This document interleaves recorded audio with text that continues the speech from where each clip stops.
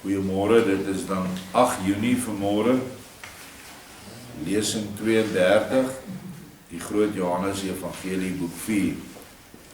En ons is nou besig, Sabbat het ons nou gelees hoe die meester hierdie Zorel wat so 'n wan idee het van eiendomsreg en homself waan om te vat wat hy nodig het as hy arm is, het hy daai reg.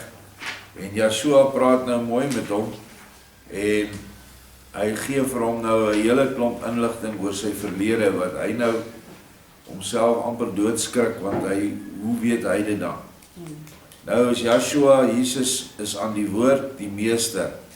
As ek skies voer jy hier weliswaar jou armoede en die van baie ander mense aan, en wil jy vir jouself ten opsigte van die goddelike wet ter beskerming van eiendom voldoende geregtig wees om in noodgevalle van honger en dors in weerwil van die genoemde wet voldoende te mag neem om jou te versadig.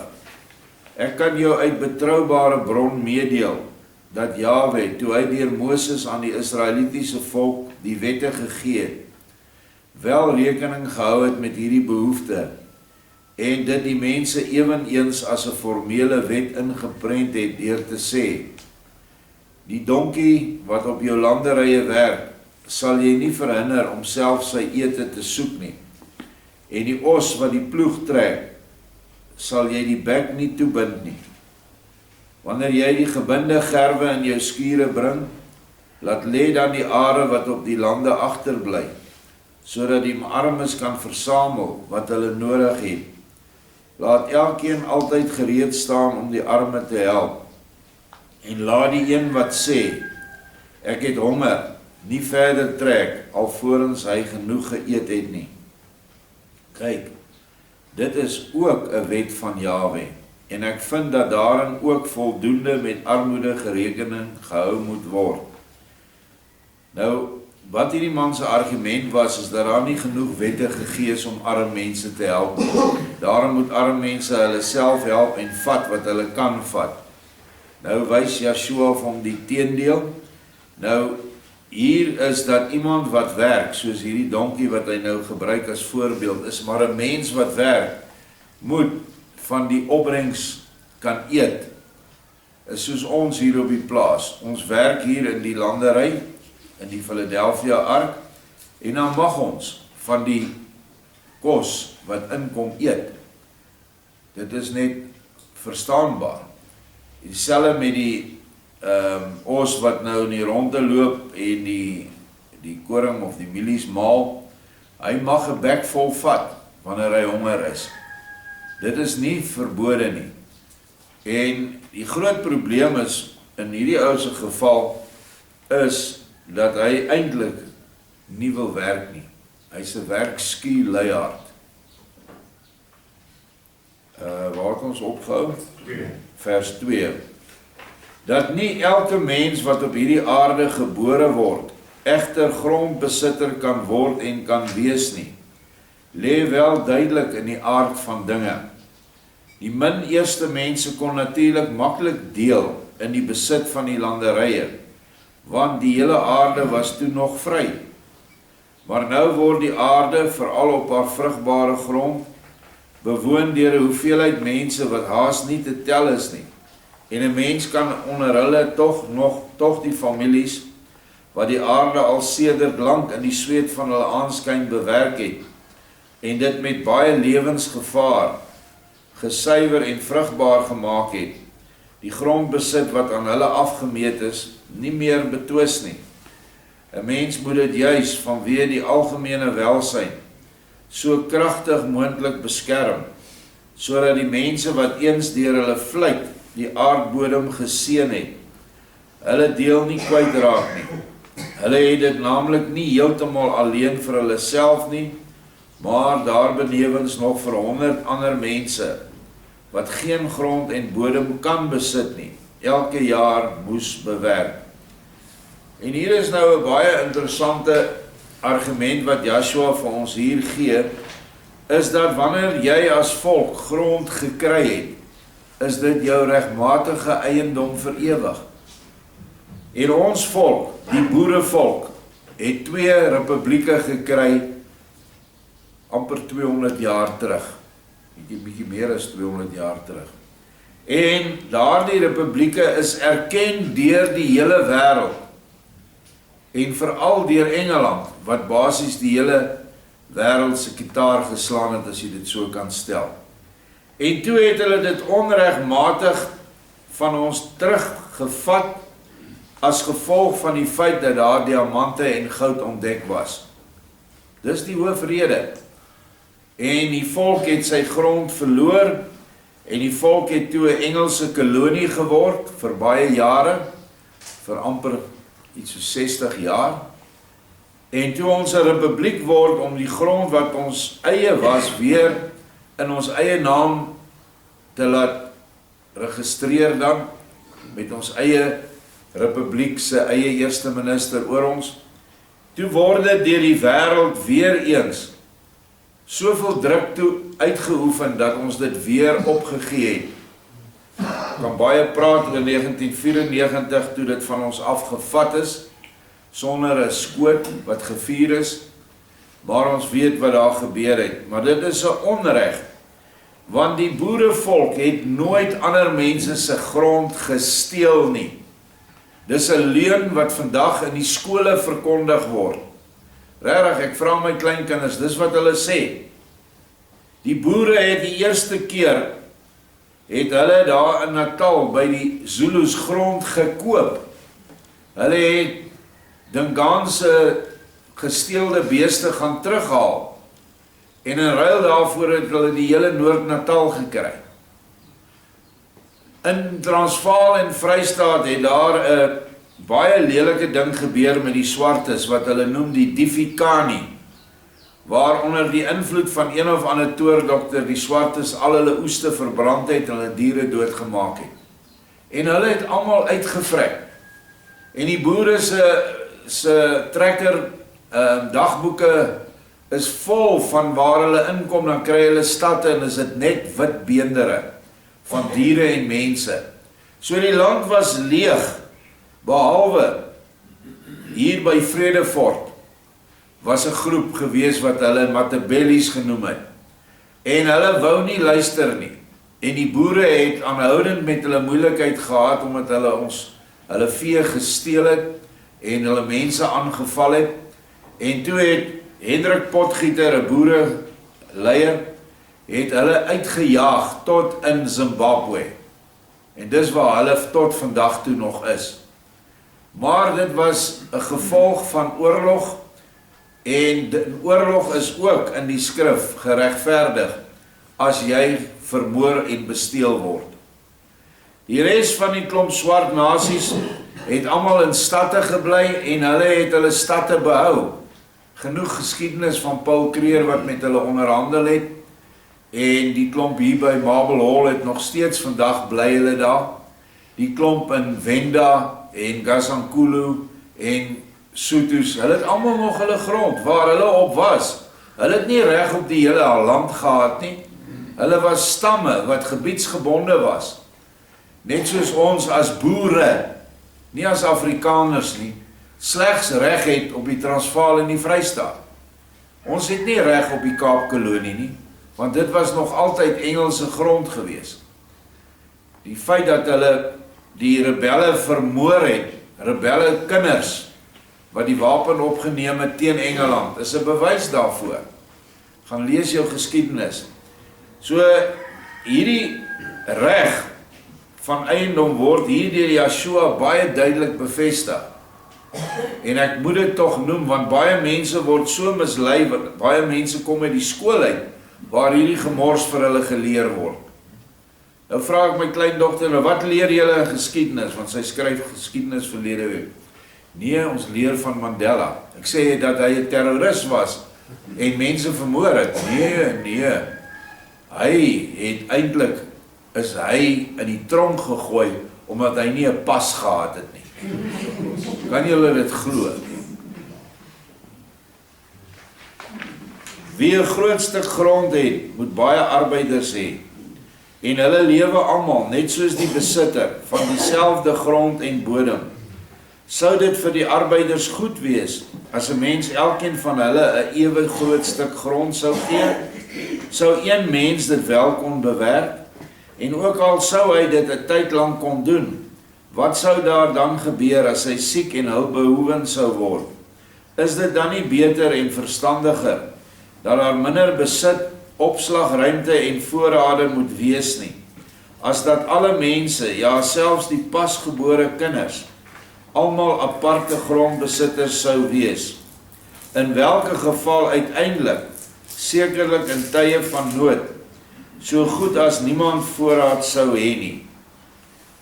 Nou ja, dit is toch 'n logiese verklaring, en ek wil net hier, na aanleiding van wat hy hier sê, ek het nou gister gelees, van 'n geval wat in China plaasgevind het, nou onlangs, hierdie jaar. Daar het 'n geweldige storm begin broei, en volgens hulle weerbureau sou dit al die koringoeste afgeslaan het.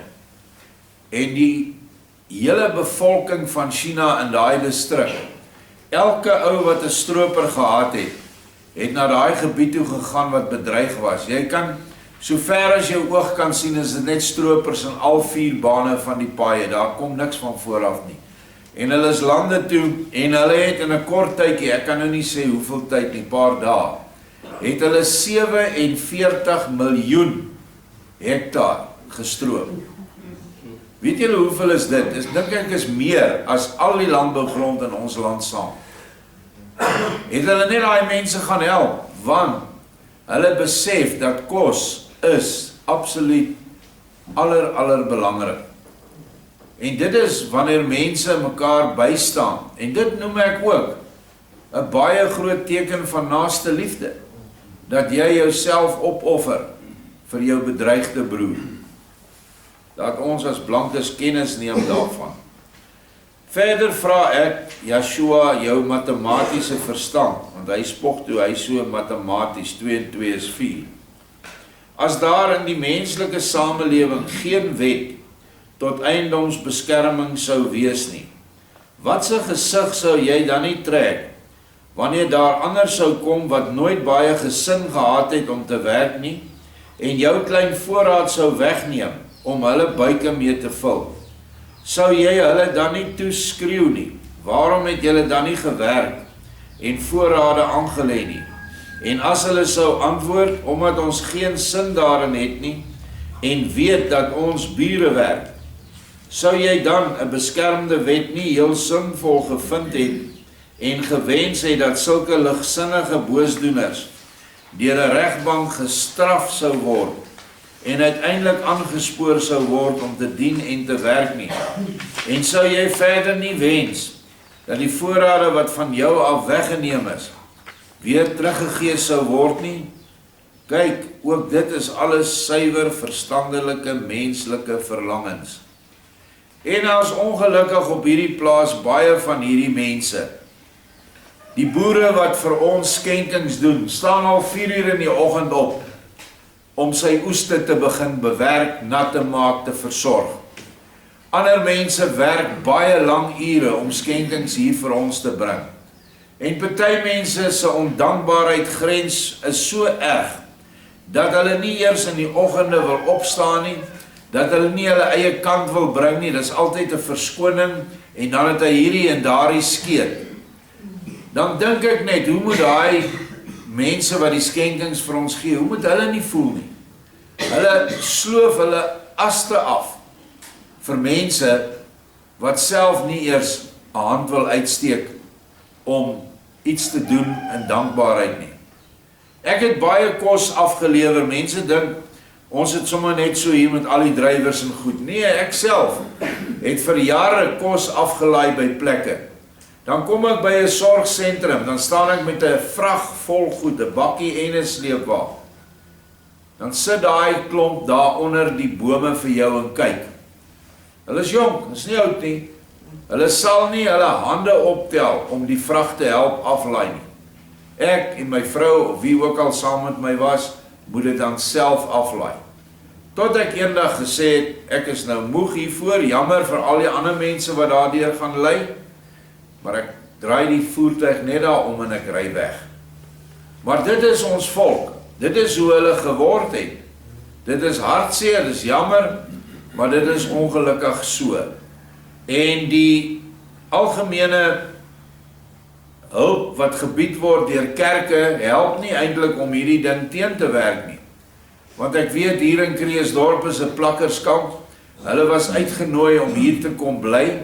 Ons het 'n bussie gereël, nie een het die bussie geklim nie, want hulle het gehoor, hier by hierdie plek moet jy werk.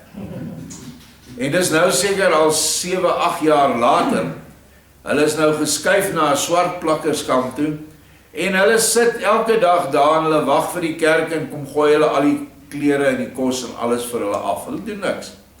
Maar dit is hoe hulle wil wees. Hulle wil nie van hulle kant af iets bring nie. En ons mag nie so wees nie. Dit is een van die goed in hierdie volk wat sy ondergang gaan wees, is dat ons nie wil werk nie. Veral die jeug. Die jeug dink as jy agter 'n rekenaar of 'n tablet of 'n ding sit, dan werk jy. Kom hulle hier, dan moet hulle in die lande werk, moet hulle op die trekker werk. Dan is dit net te veel vir hulle, kan hulle dit nie meer doen nie. Dan loop hulle, waar hulle beland, gewoonlik is dit in die straat.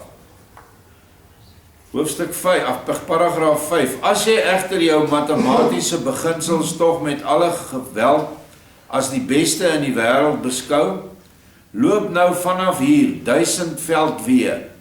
'n veldweg is 120 meter, dit is 120.000 meter, of 120 kilometer, gaande in 'n oostelike rigting.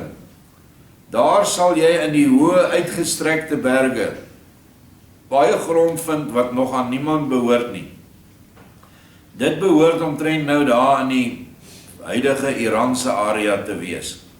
Daar kan jy dadelik, heeltemal ongehinder, grondstukke met 'n omtrek van talle ure gaande in besit neem, en geen mens sal jou die besit betwis nie.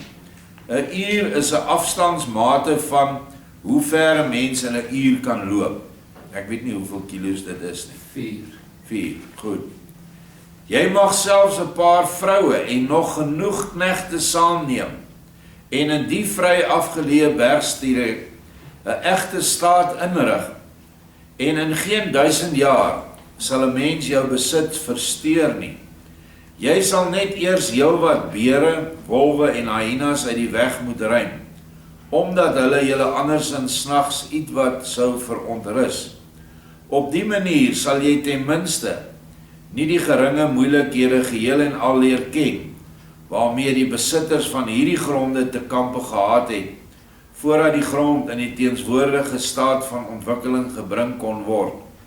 As jy dit alles self sou probeer het, sou jy ook ingesien het hoe onregverdig dit sou wees om nou die besit van die oorspronklike besitters weg te neem, terwille van die traa en arbeidsskuw grypdiewe, en dit aan hulle te gee.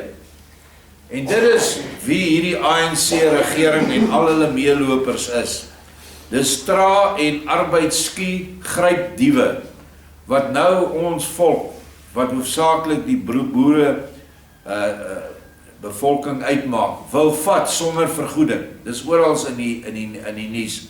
En hulle hou die goed weg, maar daar's vele plase al so gesteel. En hier sê Joshua dat die mense wat daai grond mak gemaak het ten volle 'n reg op daai grond. En ons volk het hierdie grond mak gemaak. Hier waar ons nou woon was leeu's en hyenas en luiperds en allerhande gevaarlike diere, wat vandag nie meer daar is nie, want hulle het die land vir ons mak gemaak. Maar nou wil die bose dier, die tweebeen dier, wil nou die grond vir hom gryp, om wat mee te maak. Want hy sal net vrek van die honger. Want die wit man was nog altyd daar om die grond wat hy besit het, aan te wend, vir die doel wat het aanvanklik gegee is, naamlik om kos te produseer. En die dorpies het dan later ontwikkel waar klein industrieë ontwikkel het wat die boere ondersteun het. Vandag is dit basies bykans tot nie. Ek self het in 3 tuislande voltyds gewerk in my lewe, vir amper 10 jaar. Daardie mense is nie in staat om 'n stukkie grond groter as hierdie vertrek te kan verbou nie. Hulle sal met 'n skoffelpik hierdie saaltjie ompik en dan sal hulle mielies daarin sit. Hulle sal nie kunsmis of mis of enige iets daarin sit nie. En dan sal hy dit nou eet. Wanneer hy dit geoes het, en as dit 'n goeie oes was, dit baie gereën het, dan sal hy nie volgende jaar plant nie. Dit is hoe hulle denke is. En dan wil hulle dit vat, wat 'n ander boer deur sy vlyt en sy ondernemingsgees en sy kennis verbou. Wil hy dit verniet hê? Dit is ongelukkig, hierdie situasie van vanoggend se lesing is so van toepassing op ons land. En ons moet ons moet versigtig wees om nie te val vir die leuns wat vandag oral verkondig word. In skoolboeke, in geskiedenisboeke, deur die TV, deur alle media, deur omtrent alle mense, vertel die mense hoe sleg ons volk was, dat ons hulle besteel het. Die boervolk kan met trots reguit in enige iemand in die oë kyk en sê, ek het nog nooit iets van jou gesteel nie. Maar die Engelse wat die groot publisiteitsmense is en al die pers behoort basies op die ou einde aan hulle en hulle Joodse meelopers, hulle is die wat soveel nasies op aarde beroof het. Baie ander nasies erger as ons. Maar ons is nou in 'n tyd waar lyk my die tafels nou weer reggeskit gaan word en hierdie diewe en grondgrypers van oor honderde jare is nou besig om hulle eie medisyne te eet. En mag Vader gee dat geregtigheid sal geskied.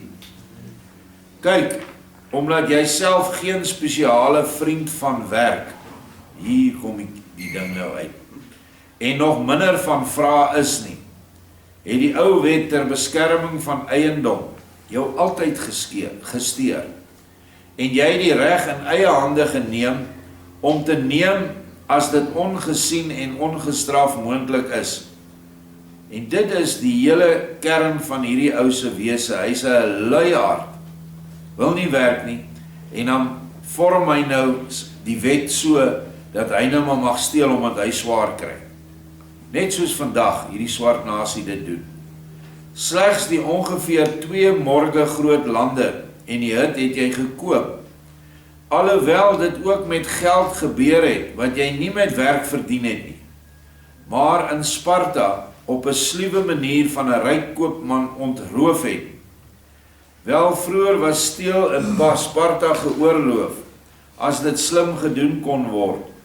Maar tans bestaan daar ook in Sparta al sedert baie jare dieselfde wette ter beskerming van eiendom as hier. En daarom het jy die koopman toe geheel en al onwettig besteel en hom 'n paar pond goud ligter gemaak. Daarmee het jy hier as vlugteling die betrokke grond en die hut gekoop. Maar alles anders wat jy besit, het jy in Caesarea Philippi en omgewing bymekaar gesteel. Maar weet die een wat iets van jou sou gesteel het, die sou jy die wet tot eiendomsbeskerming, wat jou so teen die bors stuit, op so 'n manier ingeprent het, dat 'n Romeinse beeldskneg hom nie daarvoor sou geskaam het nie. Sou jy dit goed gevind het dat iemand, omdat hy 'n arme drommel was, die ryk vrugte van jou landerye sou geoes het? Sien jy, wat jy nie goed sou vind nie, sal 'n ander ook nie goed vind, as jy met jou matematies ware en regte lewens- en opvoedingsbeginsels sy oes sou roof nie. Wanneer die praktyk nou uitwys, wat ek jou nou uitgelê het, beskou jy jou lewensbeginsels dan nog as die enigste ware en onaantastbare regte. Vers 8, nou Zorel lyk baie bedremmeld hiervan op, en omdat hy insien dat hy volkome skuldig bevind en verslaan is. En mag ek en jy nooit in die posisie kom waar ons 'n argument met ons verlosser Yeshua sal aangaan nie, want jy gaan definitief tweede kom. En hierdie argument en hierdie dinge wat ons hier lees, is dinge wat ook in die hiernamaals met die siel gaan gebeur. As jy daar kom, gaan jy baie argumente hê oor jou lewe wat jy verkeerd gelewe het. En daai argumente sal almal beslis verslaan word.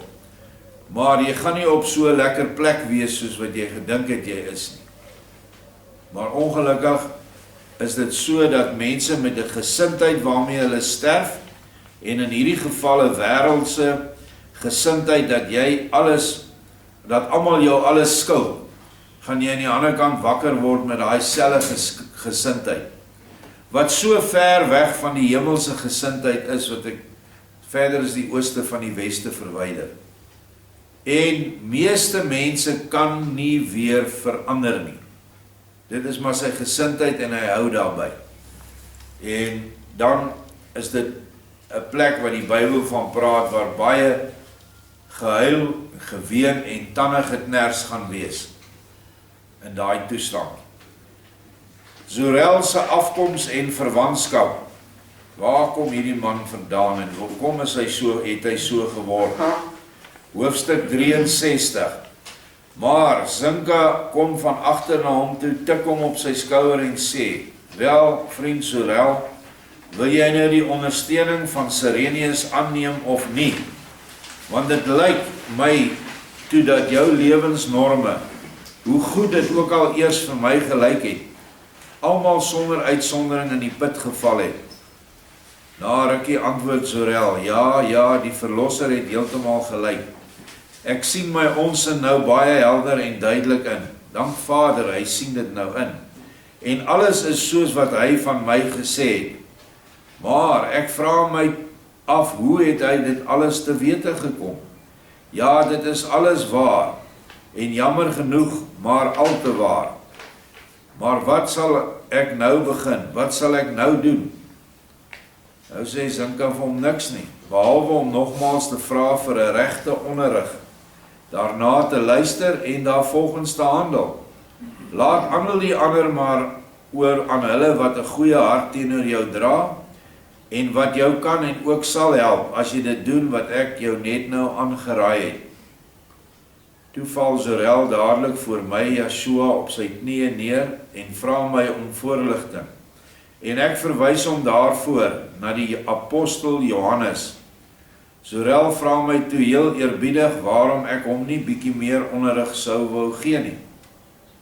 Maar ek, Yeshua, sê, as 'n meester allerlei dienaars en knegte om hom heen het, doen hy dan 'n onreg as hy hulle ook, na gelang van hulle bekwaamheid, werk gee. Dit is nie nodig dat hy self sy hande uit die moue steek om iets gereed te maak nie. Die gees van die meester is voldoende om die werk ook deur bekwame hande van die knegte te laat voltooi.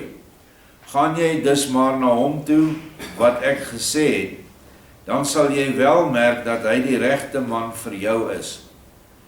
Hy is daar aan die hoek van die tafel, wat 'n ligblou mantel om sy lendene dra. Nadat ek dit gesê het, staan Zorel op en gaan vinnig na Johannes toe. By Johannes gekom sê hy vir hom, troue knegt van die buitengewone wyse meester daar, as jy ook gehoor het wie ek is en wat vir 'n inbors ek het, gee my dan om my volledig te genees, die onderrig wat my waardig moet maak om opgeneem te word, in die groep van hulle wat hulle tereg mense mag noem. Onthou uit die vorige lesing is hy nou geklassifiseer deur Yeshua met sy denke as 'n diermens en nie as 'n mensemens nie. Omdat ek 'n egte mens wil word, vra ek nou geen ondersteuning meer nie, maar slegs ter wille van die waarheid, sou ek graag van jou af die volle waarheid wou hoor. Johannes sê vir hom, dit sal jy ook in die naam van die Meester kry. Maar vooraf moet jy my die versekering gee, dat jy jou lewe in die toekoms heeltemal sal verander, en elke skade sal herstel, wat jy iemand ooit teen sy wil berokken het. Ook die nog lewende koopman in Sparta, moet sy 2 pond goud weer terugbetaal word. Tevens moet jy ook jou heidense geloof heeltemal afsweer, en 'n bekeerde Israeliet word, want jou grootvader was 'n Israeliet van die stam van Levi. Hy het 40 jaar gelede na Sparta vertrek, om daar aan die Grieke die enige ware Elohim te verkondig, en hulle na die gees Israeliete te maak, en hy het hom uiteindelik self laat ompraat, en het met sy hele gesin 'n dom en baie blinde heiden geword, en jy het dit ook geword, omdat jy in Sparta eers in die wêreld gekom het. Beide jou broers, wat hulle nou in Athene ophou, het deur hulle welsprekendheid selfs heidense priesters geword, en wy nog steeds hulle nuttelose dienste aan Apollo en Minerva. En jou enigste suster is die vrou van 'n koopman, wat ligsinnig handel dryf in afgodsbeelde van die Efesiërs, en wat daar benewens ook met die verhandeling van alle soorte meisies van plesier, nogal bietjie geld verdien, ten dele deur verkoop en grotendeels deur koppelpraktyke. Koppelpraktyke is maar basies bordeelpraktyke. So staan dit met jou swaar wat eenmaal ook 'n Israeliet was, en nou is wat ek jou so ewe vertel het. Nou ja, kyk hoe lank oud is hierdie handel in vrouens en seksuele bedrywe wat ons nou van oral hoor, wat basies 'n absolute deel is van al hierdie ryk mense en hoë politici wat in die wêreld oor ons regeer. So lank kom dit al 2000 jaar. Sorel is baie diep onder die indruk daarvan dat Johannes alles weet, wat hy self om gegronde redes nooit aan iemand vertel het nie. Hy kan egter nie daarby verbykom nie, nou dat dit aan hom vertel word deur 'n man waarvan hy sonder meer moet aanneem dat hy in Griekeland was en heeltemal op hoogte is met die bestaande van en die vroeëre situasie. Maar dit is nie so nie. Johannes is gevul met Yeshua se gees. Yeshua is gevul met die Vadergees, en die Vadergees weet alles van almal. So eenvoudig soos dit. Sorel vra daarom nog hastig aan Johannes, maar waarom nou hierdie hele verhaal waar al die mense by is? Is dit dan nie genoeg dat jy en ek dit weet nie? Waarom moet alle omstandiges dit dan hoor? Johannes sê, laat dit jou nie veronderus nie, vriend. As ek dit sou gedoen het, om jou na siel en liggaam skade toe te bring, sou ek 'n slegte mens gewees het, en voor Elohim erger daaraan toe wees, as jou ligsinnige swaar in Athene. Maar ek moet nou terwille van jou verlossing, die mense volkome laat sien wie jy is, sodat niemand jou anders te sien as wat jy is nie. As jy volmaak wil word, moet jy jouself ontdek, en mag daar geen geheim in jou siel wees nie. Eers as al die verkeerde uit jou verdwyn het, kan jy begin werk aan die vervolmaking. En dit is so belangrik vir ek en jou ook. Ons moet, voordat ons 'n lewe met Vader kan hê, moet ons al die dinge wat verkeerd was in ons verlede, so ver moontlik regstel. Dis nie help net as jy sê vir jou, ek is jammer, ek het dit of dat aan jou gedoen nie. Jy moet dit regstel. In hierdie geval diefstal. En dinge wat jy onregmatig jouself toegeëien het, moet jy so ver moontlik teruggee.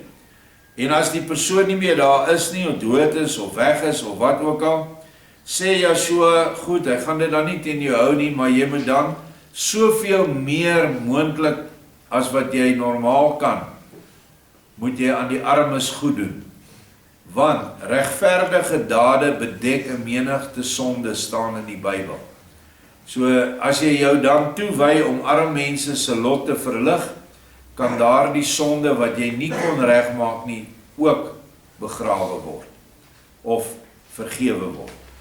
Ook in stilte kan jy weliswaar in jouself jou ontelbaar baie sondes heeltemal aflê en 'n beter mens word, sodat die mense jou daarna sou ag en eer, omdat hulle van jou dan maar net goed en niks slegs nie sou weet, en baie sou dan jou goeie voorbeeld volg.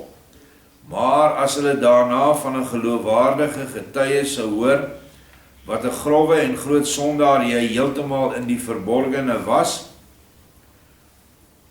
sou almal wat jou tevore geëer en het as rein mens en jou voorbeeld gevolg het, jou dan nie met bedenklike oë aankyk nie. Al jou deeg sou 'n skaapvel word, waaronder 'n mens 'n verskeurende wolf sou begin vermoed, en mense sou jou dan ondanks al jou aanwysbare smettelose deegde ontwyk en jou andersins so leerryke geselskap vermy. Wat Joshua sê is, as jy 'n slegte mens was toe jy voor jy tot bekering gekom het, dan mag jy dit nie wegsteek nie. Die mense moet weet met wie hulle te doen het. Hulle het nou te doen met 'n sondaar wat omgedraai het en wat nou 'n ander pad, 'n ander weg ingeslaan het. Moenie jou vroom voorhou as jy nie vroom was nie. Jy hoef nou nie die hele dag te loop en vertel van al die sondes wat jy gedoen het nie. Maar jy kan wel vir die mense sê dat jy 'n baie groot sondaar was met die tussenkoms van Joshua en met die aanneming van sy leer, het ek my lewe verander en het ek nou die regte pad begin stap. Dan sal mense nie vermoed dat jy 'n skaap is of 'n wolf is in 'n skaapvel nie. Maar as jy dit nie doen nie, dan sal hulle jou dade wat jy nou doen wat goed is, sal hulle afskiet en sê nee, hierdie ou kan jy nie vertrou nie. Daarom sien jy dat 'n mens om volmaak te wees, nie net die wese nie, maar ook die skyn van die bose moet vermy, omdat dit andersins moeilik word om werklik van nut te wees vir die naaste, wat tog uiteindelik die vernaamste besigheid van elke mens is en moet wees, omdat sonder dit geen waaragtige, gelukkige samelewing op hierdie aarde denkbaar is nie. 'n Samelewing wat waaragtig en gelukkig is, se basis is naaste liefde. Want wat sou dit 'n menslike samelewing baat, as elke mens op sigself heeltemal volmaak sou wees, maar hom altyd vir sy buurman verborge sou hou, dan sou die een die ander begin wantrou, en as daar ook maar 'n muggie om die kop van 'n totale onskuldige buurman sou zoem, sou die mense louter drake en olifante sien. Maar as almal jou nou leer ken het, wie jy was en hoe jy was, wat jy gedoen het en hoe jy geleef het, en as jy jou lewe nou verbeter en elkeen sien en hoor dat jy 'n ander mens geword het, wat volkome insig het in sy vroeëre dwalinge, en dit waaragtig en opreg verafskiet, dan sal elke mens jou ook met opregte vertroue goedgunstig omarm, en jou lief hê, soos wat die een rynbroer die ander rynbroer lief het. Daarom moet hier vooraf alles oor jou bekend gemaak word, alvorens jy effektief in 'n beter leer opgeneem kan word. Ek dink dit spreek baie duidelik en van self, en hier op die plaas het ons ook amper daagliks met hierdie probleem, of met hierdie situasie te doen, is dat mense kom in, en hulle het 'n geweldige slegte lewe buite gehad, en dan kom hulle hier, en dan verander hulle lewe. Hierdie woorde wat ons vanoggend behandel, elke oggendsin, reinig hulle, en maak hulle skoon, en dan het jy werklik iemand vir Vader gewen. Hy hou hom nie, beskou hom nie nou as 'n engel wat van die aarde of van die hemel af neergedaal het. Hy besef, hy was in 'n verskriklike verkeerde toestand gewees vir baie jare. Ek self, ek is nie as 'n engeltjie uit die hemel geval nie, ek het 'n baie groot klomp sondes agter my. Maar ek het my sondes bely en ek het opgehou om die goed doelbewus te doen. Almal van ons is swak, almal sondig nog elke dag. Party van ons is dit 'n humeur wat ons laat struikel, geduld, partykeer ander dinge. En dit is alles dinge waarteen ons veg. Maar die dinge wat jy gedoen het, wat jou heeltemal as 'n wêreldmens geklassifiseer het, dit het jy gestop. En dit gaan maar oor liefde vir Vader en liefde vir naaste, wat jy nie gehad het nie en dit nou doen. Weliswaar het daar nou al baie openbaar geword, maar nog nie alles nie. En omdat die betekenis daarvan jou 'n bietjie swaar beval, sal ek dit iets wat makliker vir jou maak, deur in jou plek die waarheid volkome te vertel, wat vir my uit jou lewe sonhelder bekend is. Nou vra Zurel, hy's net maar bekommerd, maar hoekom? Of hoe? Maar hoe is dit moontlik dat jy dit kan weet? Wie het jou dit vertel? Ek het jou nog nooit voorheen gesien of met jou gepraat nie. En dis die wonderlike, dat as ons in die leer van Yeshua ingewy word, en as ons werklik in die gees wedergebore word, soos wat Johannes al was, dan sal elke mens se dade vir daai persoon voor hom lê. En jy sal met so 'n persoon praat, en jy sal presies weet, wat het in die baarmoeder gebeur met daai persoon, wat voor sy geboorte met hom gebeur het, toe hy 'n geeswese was, en wat met hom in sy hele lewe gebeur het, vir al dit wat met hom verkeerd gegaan het. Dit sal alles deur Yeshua se gees belig word. En dan sal jy ook soos Johannes, sal jy so 'n mens kan bearbei. Let wel, dan moet nie 'n doel wees om die ou te gaan verkleineer en dit vir almal te vertel nie. Daar Johannes sê, as ek dit sou doen, dan is ek 'n baie bose mens. Maar dit gaan daaroor dat mense sal leer uit hierdie ervaring uit.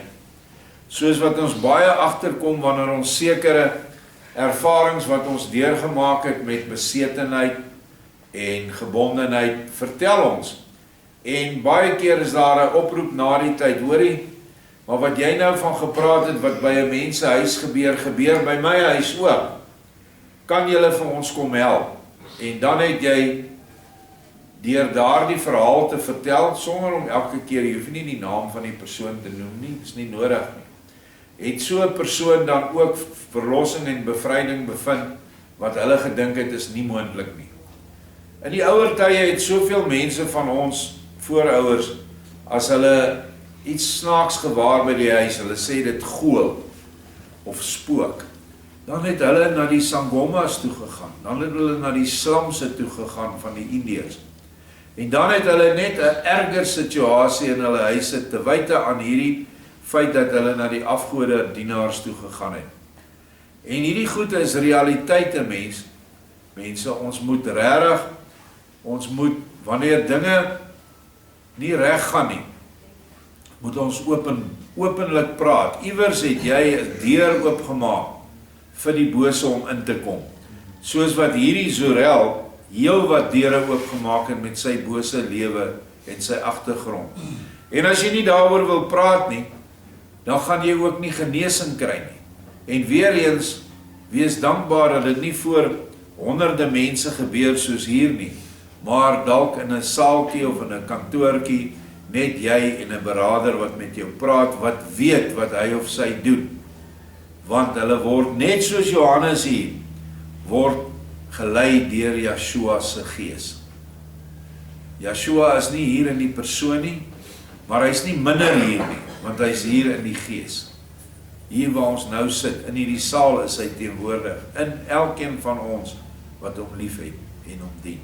Baie dankie. Amen.